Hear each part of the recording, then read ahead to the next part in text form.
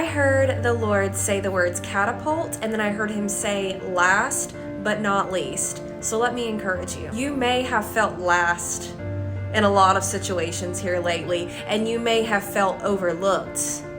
But the Lord is saying that he is getting ready to catapult some of you, and you know that this is for you by listening to it because it's resonating with your spirit. But the Lord is going to catapult you because you have been working in a place of humility. The Lord has prepared you. Therefore, when the Lord decides to catapult you to the front of the line, his name is going to be glorified that much more, because that's what you live your life to do. Your heart's desire and your heart posture is to give glory to the Lord in all things that you do. So what better way to do that than the Lord to work a mighty work in you and catapult you to the front of the line so that you can testify about what the Lord did for you. The Lord brought to my mind the story of where David is being anointed as king by Samuel.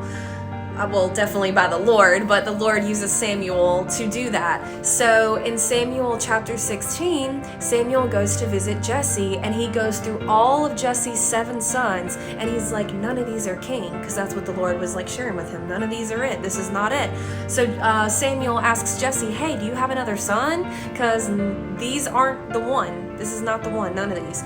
And Jesse's like, oh yeah, there's David, but he's out tending the sheep. So like, Jesse wasn't even like considering David as being a possible candidate for being anointed as king, but God chose him. But God had already chosen David. God already had David on his mind of who he wanted to be anointed that day. Even though David was overlooked, even though David was last to be even looked at, David was the one that God chose. So again, even though you've been last, even though you've been overlooked, God has chosen you for such a time as this. God has chosen you for such a time as this. So remember, although you may have been last, you are not least. You are not least.